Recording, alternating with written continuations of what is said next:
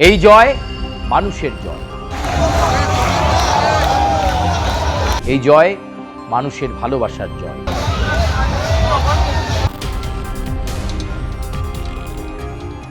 নমস্কার, আমি সুচারু আপনাদেরকে স্বাগত জানাই আজকের এই বিশেষ প্রতিবেদন। এই জয় মানুষের জয়। এই জয় মানুষের ভালোবাসার জয়। এই জয় যারা উন্নয়নের সঙ্গে থাকতে চেয়েছিল তাদের জন্য জয়।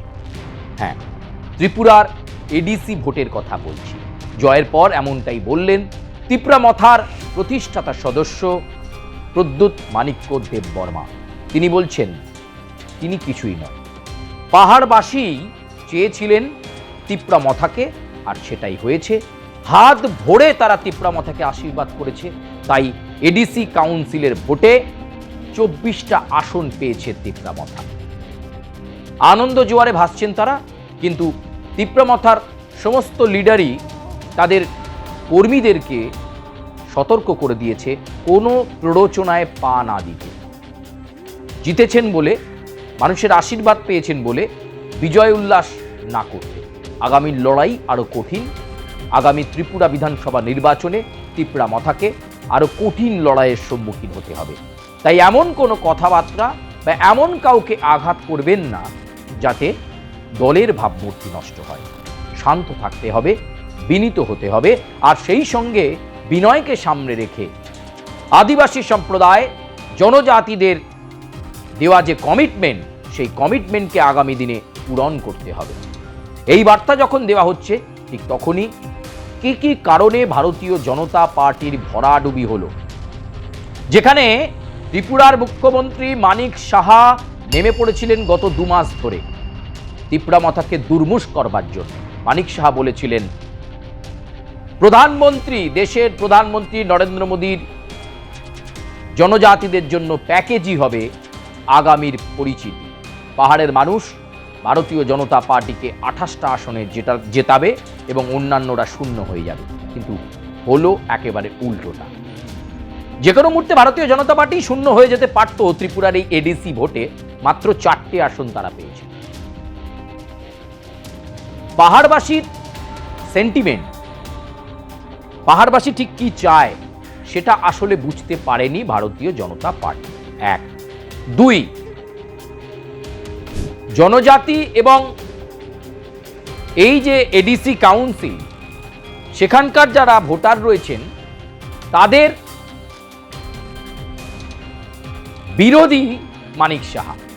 এইটা কিন্তু এবারের ভোটে জোরালো প্রচার হয়েছে যে জনজাতি বিরোধী, এবং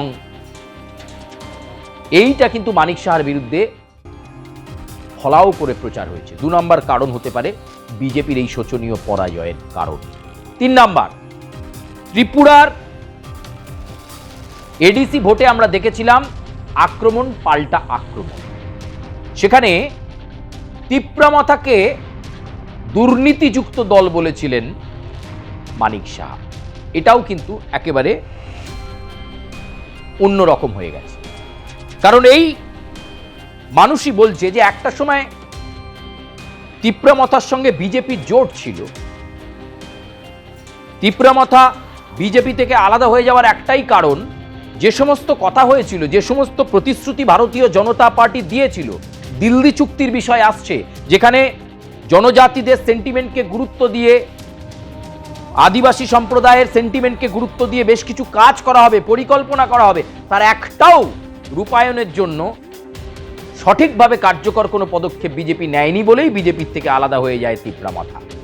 এবং প্রদ্যুৎ মাণিক্য দেববর্মা দাঁড়িয়ে বলেছিলেন যে এই মানিক সাহাকে ত্রিপুরার প্রাক্তন বানিয়ে দিতে হবে। এটা একটা ফ্যাক্টর হয়েছে। মানুষের মনে একটা প্রশ্ন ছিল, কেন ত্রিপুরামথা বিজেপির থেকে আলাদা হয়ে এবারে নির্বাচনে লড়ল। এইটা কিন্তু বিজেপির হারের অন্যতম কারণ। আরো গুরুত্বপূর্ণ কারণ হিসাবে যেটা উঠে আসছে সেটা হচ্ছে এই যে ডাবল ইঞ্জিন হবে। কিন্তু এতদিনে মানিক সাহা ত্রিপুরার মুখ্যমন্ত্রী হওয়ার পর থেকে তিনি কিন্তু জনজাতি সম্প্রদায়ের জন্য কোনো উন্নয়নের প্যাকেজ বা আদিবাসীদের জন্য কোনো বিশেষ পরিকল্পনা প্যাকেজ, সেই সব কিছু তিনি করেননি। এটা একটা কারণ। মানুষ কাজ দেখে, তাদের মানসিকতা দেখে এবারের এই এডিসি ভোটটা তারা দিয়েছে। আর আরেকটি কারণ আসছে, যেটা ত্রিপুরার মাটিতেই তৈরি হয়েছে, যে এবারে আগামীতে ত্রিপুরার মুখ্যমন্ত্রী হবে তিপ্রাসা থেকে। ওই জনজাতি, ওই পিছিয়ে পড়া সম্প্রদায়, এরকম সম্প্রদায় থেকে প্রতিনিধিকেই বা এই তিপ্রাসা থেকেই একজন মুখ্যমন্ত্রী হবেন, যিনি সমাজের সমস্ত স্তরের মানুষের আবেগ, সেন্টিমেন্ট, কোনটা মানুষের দরকার, পাহাড়বাসীর কি দরকার, জনজাতির কি দরকার, মানে জাত্যাভিমানের প্রশ্ন আর কি, সেই জায়গাটাই মানিক সাহা এবং তার দল ধরতে পারল না। তিপ্রাসা থেকে একজন মুখ্যমন্ত্রী হবে, এইটা কিন্তু কল ছিল প্রদ্যুৎ মাণিক্য দেববর্মা। এরকম একটা কল মানিক সাহা দিতে পারতেন যে তিপ্রাসা থেকেই কাউকে আমরা বেছে নেব, এডিসি কাউন্সিলে তিনি মুখ হবেন, আগামীতে ত্রিপুরাতে তিনি মুখ হবেন। ফলে পাওয়ার করিডোরে থাকবো, আবার অন্য দিকটাও দেখব, এইটা কিন্তু ত্রিপুরাবাসী ঠিকভাবে নেয়নি। মোট কথা পাহাড়বাসীর মন বুঝতে ব্যর্থ হয়েছে ভারতীয় জনতা পার্টি, যে কারণে এইভাবে সর্বব্যাপী 24টা আসনে জয়লাভ তিপ্রামথার। রাজনীতিতে মাত্র 2-2.5 বছরের দল তিপ্রামথা, তারা এইভাবে বিজেপি থেকে সরে এসে জনজাতির যাত্রাভিমানকে গুরুত্ব দিয়ে পাহাড়বাসীকে বুঝিয়ে দিল যে তোমাদের দাবি দেওয়ার জন্য আমরাই ত্রিপুরাতে লড়াই করতে পারি, তোমাদের প্যাকেজ দেওয়ার জন্য আমরা বাধ্য করতে পারি বিজেপি সরকারকে, সেটা আমরা। সে কারণেই মানুষ কিন্তু হাত ভরে 24টা আসন দিয়ে দিল তিপ্রামথাকে। বাম শূন্য, কংগ্রেস শূন্য, কারণ পাহাড়বাসী বুঝতে পেরেছে যে বাম কংগ্রেসকে ভোট দিয়ে আর কোনো লাভ হবে না। আর যে 4টি আসনে বিজেপি জিতেছে সেখানে মার্জিন অত্যন্ত কম, মানে বিজেপি শূন্যই হয়ে যেত। প্রিয় দর্শক, আপনারা কি মনে করেন কেন এই এডিসি কাউন্সিল ভোটে ধরাশায়ী হয়ে গেল বিজেপি? আমরা তো বেশ কয়েকটা কারণ আপনাদেরকে দেখালাম, আপনাদের কি মনে হচ্ছে? আমাদের যে যুক্তি ব্যাখ্যা আপনারা শুনলেন না, আমাদের সঙ্গে কি আপনারা একমত? আপনারা কমেন্টে জানান তো।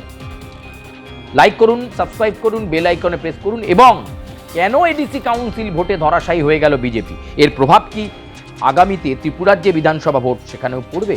ভারতীয় জনতা পার্টিকে কি প্রবল চাপের মুখে, প্রবল চ্যালেঞ্জের মুখে পড়তে হবে? তিপ্রামথা কি আগামী দিনে ত্রিপুরার রাজনৈতিক ভবিষ্যৎ ঠিক করবে? প্রদ্যুৎ মাণিক্য দেববর্মা যে কথা বলেছেন সে কথা কি বলে যাবে? আপনারা জানান। আজকের মতো প্রতিবেদন এই পর্যন্তই। আপনাদের সঙ্গে আবার অন্য কোনো প্রতিবেদন নিয়ে দেখা হবে দর্শক বন্ধু। ধন্যবাদ।